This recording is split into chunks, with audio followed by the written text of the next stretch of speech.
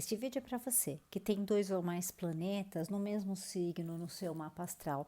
E talvez você já tenha se perguntado o que que isso quer dizer, porque a gente olha para o mapa, tem tanta casa vazia e de repente chega num determinado ponto e às vezes você tem um bando de planetas ali juntinhos. Bom, quando você tem vários planetas juntos numa mesma casa no mapa astral, significa que os assuntos daquela casa, eles tendem a ser muito importantes para você ao longo da sua vida. Vamos lembrar que o mapa astral, ele é um retrato do céu do momento em que você nasceu e o seu corpo, assim, a hora que ele veio para esta terra, foi a primeira energia que ele recebeu dos astros, é como se fosse um DNA astral. Então, quando a gente fala de mapa astral, nós estamos falando de coisas que valem para a vida inteira quando estamos analisando a sua personalidade, não necessariamente quando estamos falando dos trânsitos que acontecem no céu. Então, se você tem um grupo muito grande de planetas numa determinada casa, significa que aquele assunto ele vai ser sempre muito importante na sua vida.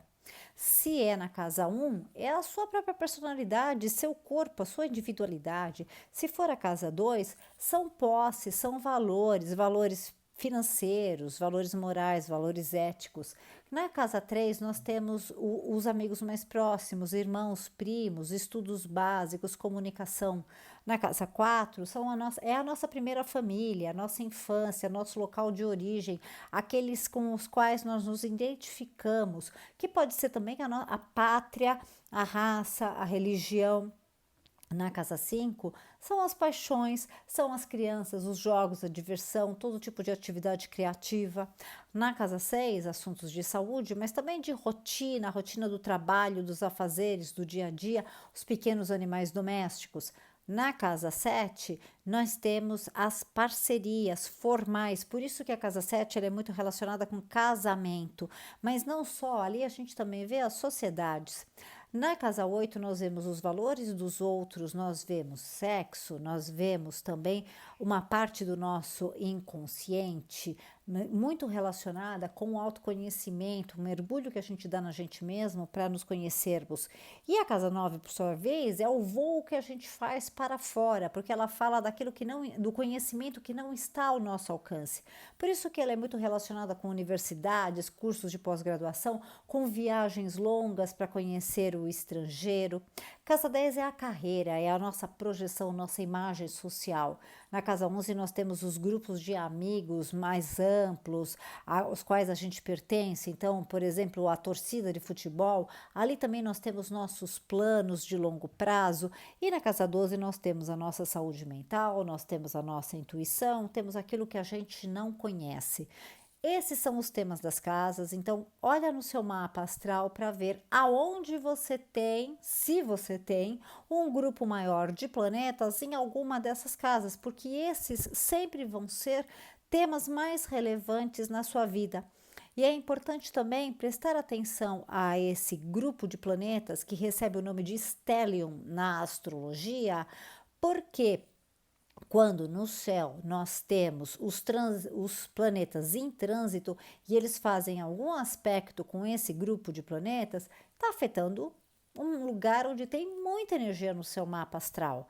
Então, assim, se você tem um estéreo em signos de fogo, como Áries, Leão, Sagitário, toda vez que ele for afetado por um trânsito do próprio signo de fogo ou de signos de ar, normalmente vão ser trânsitos bem bacana, bem positivos. Trânsitos de terra e de água vão ser um pouco mais desafiadores. Se você tem um estéreo em signos de terra, como Virgem, como Capricórnio, como Touro, mesma coisa, os trânsitos do signo de terra e do signo de água, eles vão ser mais favoráveis, mais bacanas. Os trânsitos de fogo e de ar, eles vão ser mais desafiadores. E quando eu falo desafiadores, eu não quero dizer ruim, simplesmente quer dizer que eles vão instigar mais, vão cutucar mais, vão fazer com que haja mais movimento. Pode ser um movimento de reação, pode ser um movimento de adaptação. Quando a gente fala dos signos de ar, eles vão receber muito bem os trânsitos de planetas de ar e de fogo. Eles vão se ressentir um pouquinho com os trânsitos de signos de terra e de água.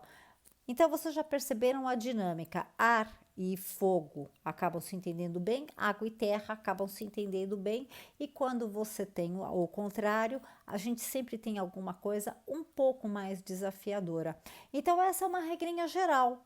Eu acabei de fazer há pouco dois vídeos sobre o ano de 2024. Em um deles eu comento que Plutão sai do signo de Capricórnio e vai para Aquário, que é um signo de ar.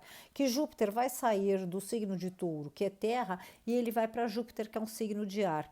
Então já dá para perceber. Se você tem estélio, um grupo de planetas em signos de fogo, signos de ar, eles vão ser beneficiados. Pode ser que sejam movimentos bacana para você. E a mesma coisa você pode fazer com os demais planetas. E aqui vem uma dica, e eu não estou ganhando nada por isso, não é publi, tá? É simplesmente algo que eu faço para minha vida. Entra no Personare, coloca os seus dados, você vai fazer o seu mapa lá gratuitamente e você tem a opção de receber trânsitos dos planetas rápidos no seu e-mail. Então, cada vez que a Lua muda de casa, cada vez que Mercúrio muda de casa, Vênus e tudo mais, eles mandam um e-mail avisando e comentando o que é que aquilo significa.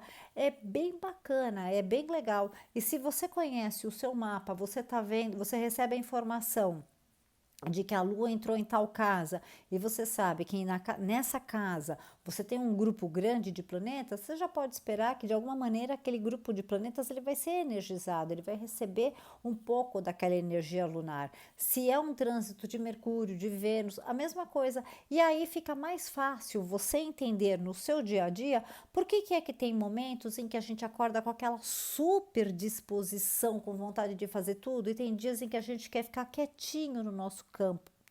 Aqueles dias em que de repente você tem muita inspiração e tem dias que a sua cabeça parece que ela não está funcionando. Obviamente que isso também tem a ver com o dia a dia da gente, com o trabalho, com o estresse e tudo mais. Mas muitas vezes a gente não consegue explicar, e quando você olha no seu mapa astral, você vai ali e vê, nossa, tem um aspecto complicado acima do meu Sol, em cima do meu Marte, que é vitalidade, no meu ascendente, que é meu corpo. Aí você consegue perceber, porque às vezes existe uma queda de vitalidade, a gente quer ficar um pouquinho mais recluso. Às vezes você está com um trânsito na casa 12, também te pede para ficar recluso. E com isso você vai aprendendo os ritmos e os movimentos das energias astrais com as quais a sua psique e o seu corpo já estão interagindo, muitas vezes sem que você perceba. E percebendo, você vai poder se beneficiar deles e aproveitá-los melhor. Bom, essa é a dica astrológica de hoje. Eu espero que você tenha gostado. Se você curte esse tipo de conteúdo, segue meu canal. A gente se vê amanhã no próximo vídeo. Até lá!